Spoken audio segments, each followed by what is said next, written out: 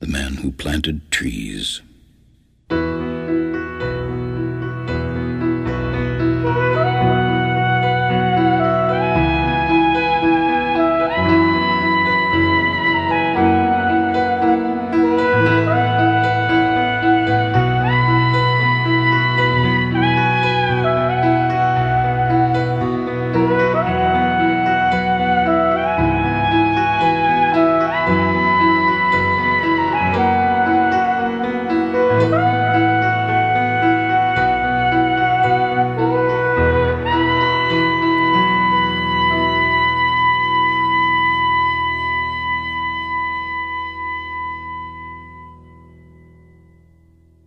For a human character to reveal truly exceptional qualities, one must have the good fortune to be able to observe its performance over many years.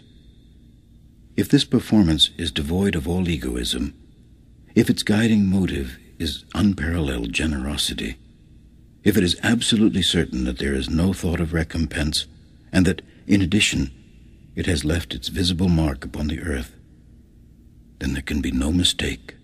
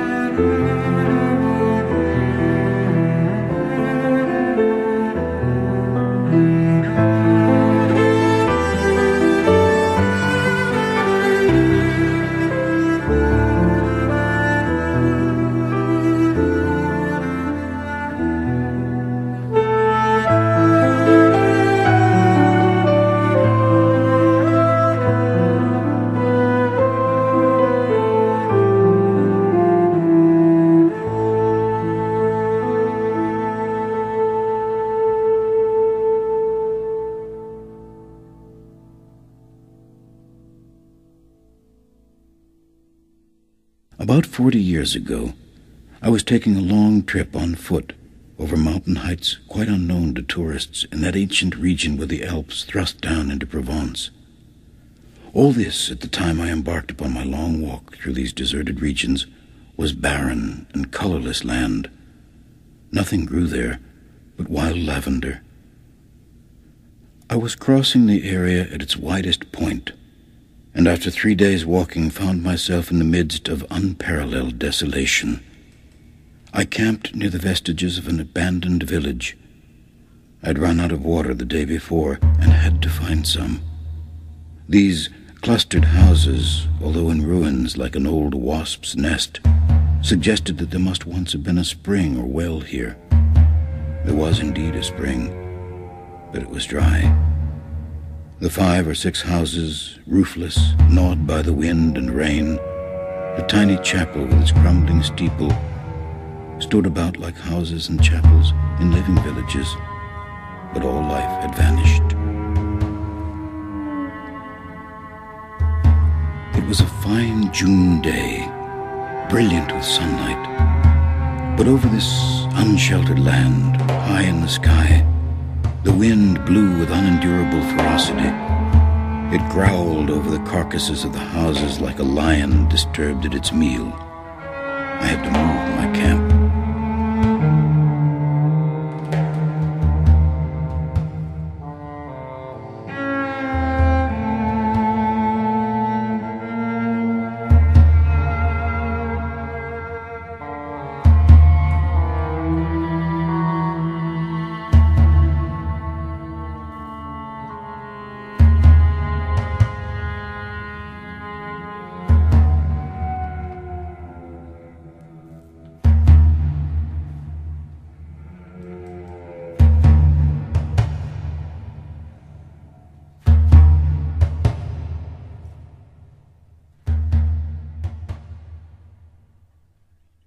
After 5 hours walking, I had still not found water, and there was nothing to give me any hope of finding any.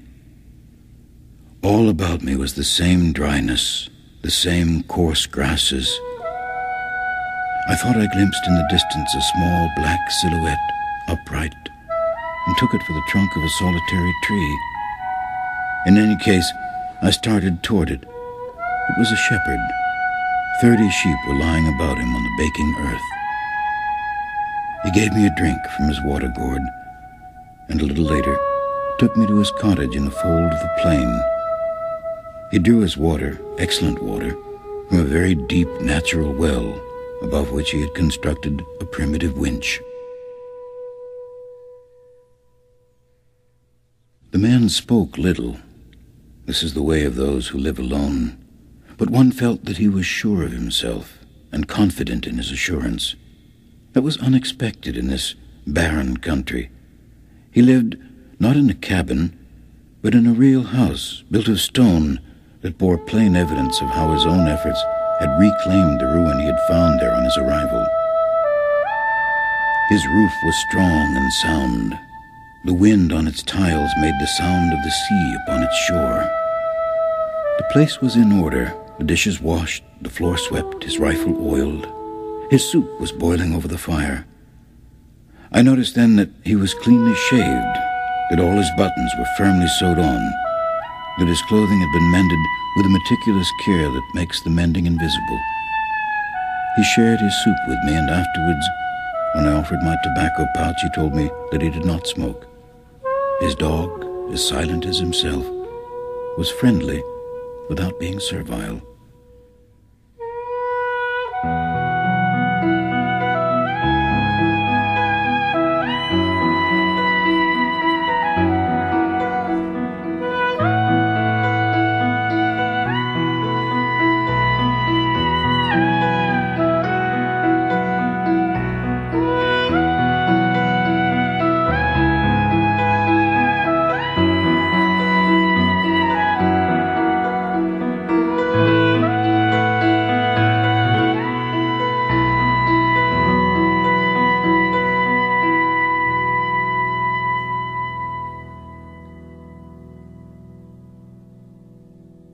It was understood from the first that I should spend the night there.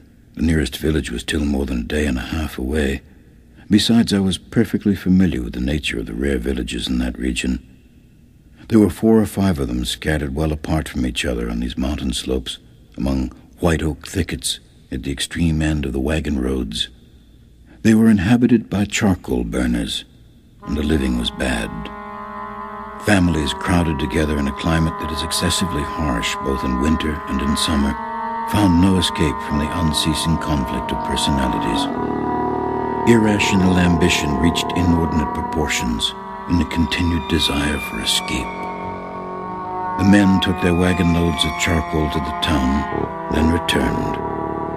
The soundest characters broke under the perpetual grind. The women nursed their grievances.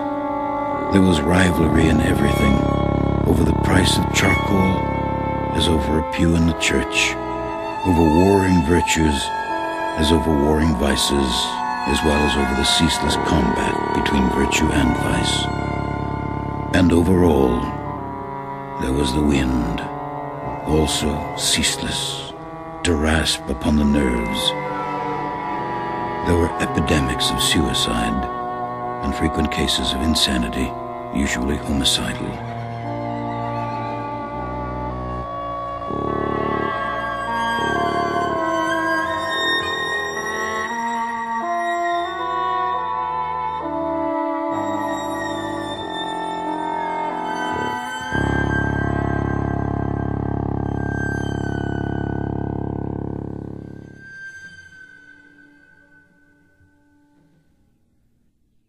The shepherd went to fetch a small sack and poured out a heap of acorns on the table. He began to inspect them, one by one, with great concentration, separating the good from the bad. I smoked my pipe. I did offer to help him. He told me that it was his job, and in fact, seeing the care he devoted to the task, I did not insist. That was the whole of our conversation. When he had set aside a large enough pile of good acorns, he counted them out by tens, meanwhile eliminating the small ones or those which were slightly cracked, for now he examined them more closely. When he had thus selected 100 perfect acorns, he stopped, and we went to bed.